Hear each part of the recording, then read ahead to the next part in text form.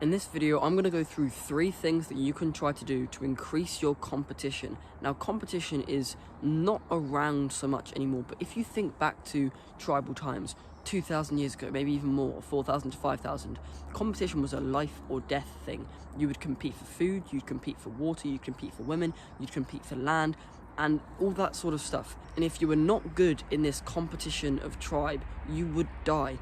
Your village would be ravaged and pillaged, your children would be stolen so they could be used for the other tribes to be able to hunt food more efficiently, because children are quick and nimble and all that sort of stuff. If you were not competitive for one, or you weren't good at it, it would not end well for you. And so being competitive in the modern day can give you an edge, because now competition just isn't around that much anymore. You have the kind of participation medals that you sort of see, that you've probably memed on and have been memed about on the internet like a load. Now, I was never really that good at a lot of sports and a lot of things that are generically competitive when I was a child. You always had the people that were like the popular ones, the ones that were really good at sport, and they were all seemed to be really competitive. They would like get all the women and all that sort of stuff. I was never that kind of person. I was never that good at sports, and still to this day I'm trying to improve. And obviously I'm not like the greatest and the best, and I'm not like the equivalent of what those people were when I was younger, but I still think I've definitely improved and can definitely somewhat speak on this topic. But even though I wasn't exactly great at competition when I was younger, I still never understood the whole participation trophies sort of thing. If I was going to compete, if I was going to try, I wanted to win. I didn't want to get 3rd place or 4th place. I still wanted to win. I still had that desire in my heart and in my soul to actually somehow beat the odds and win. And the more that I have improved, the more that I have been on self-improvement, the more I have won against the odds and won like the competitions in general. But the first method that I have used to increase my competition and increase the competition around me is weightlifting. Now, you can do this in a gym. Unfortunately, the nearest gym to me is around a 20-minute drive, and it's probably around a 40-minute cycle and a 2-3 hour walk. So that means that it's incredibly inconvenient for me to be able to go to the gym. So thankfully I have one in my garage that I've been using for the past year and a bit or so, and that has helped me out a lot. And because I have a lot of friends in my area, they come round pretty often to sort of do some workouts with me, do some lifts, do some PRs and all that sort of stuff. And like the school that I go to has a gym, so there'll be some days, some weeks where we can like compete who has the highest bench press or who has the highest deadlift or whatever. And that's a nice way that people in general can use to sort of increase their competition. And you may not sort of have the kind of friends right now that are interested in going to the gym, and they may sort of laugh at you for like wanting to become a better person, but there will always be people in the gym, if you go to an actual gym, that you were able to make friends with and you were able to compete with. There'll definitely be someone that is around your age that is interested in maybe comparing to how they are up against other people that are also in the sort of same kind of mindset and mind bubble as them. And you can do things like a first a sort of 60 kilogram bench press or 150 kilogram deadlift. And because human beings are all unique, you're all going to have different strengths. If you and your friends or you and your gym mates sort of do this, someone's going to get to the bench press first, someone's going to get to the deadlift or the lat pull down first, because you'll all have different strengths from the sort of childhood that you have and the genetics that you have. And you can also do like the sort of stupid fake bodybuilding pretend things, and you can be in a mirror with your friends and you're just trying to flex and you're trying to see who has the best insertions or the best abs or the best chest or the best arms. I know I've done that with some of my friends before when they have come to work out. Now, the second thing that you can do to increase competition is video games.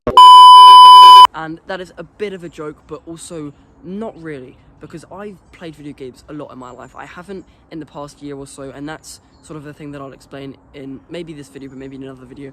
But some people that are sort of professional video gamers, esports players, they are incredibly competitive people. They are like cut edge, they are ruthless, they are pretty mean sort of personality types. It's an interesting thing, but it's almost impossible to sort of get to that level. And video gaming, if you're going to be doing it on your level as like an amateur person, because chances are if you're watching this, you're probably not ever going to become that good at a video game to be doing it at an esports level. It's just, I don't recommend doing that to get your competition in, because it can be very dull and it can be very sort of straining on your mental health when you're sort of shouting at your bloody monitor that someone killed you or whatever. That's just an incredibly harsh experience to put on your like mental and on your brain and stuff. So I personally don't recommend that. It's also quite dull.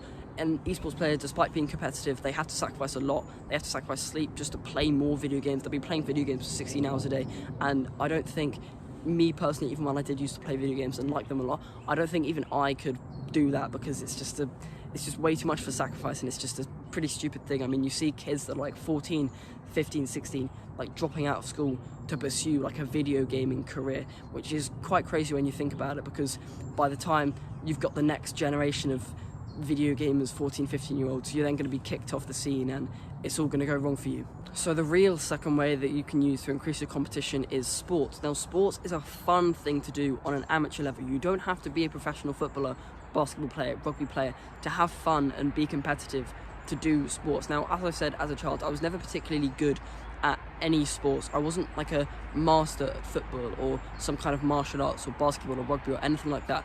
I was sort of okay at all of them, and I could hold my own against some certain groups of people, but I was never the one that was absolutely beating everyone and the most competitive person. I was always quite competitive, and that would probably give me some kind of edge against people that didn't really care and didn't try. But in terms of my actual talent and ability, it was just quite low, because I was just quite a skinny person, was not strong, and strength is just something that you really need for a lot of sports. So doing exercise, weightlifting in general can just help you be competitive in other things, as well as weightlifting being a nice competitive thing to do with not only yourself, but with your friends and your family and all that sort of stuff.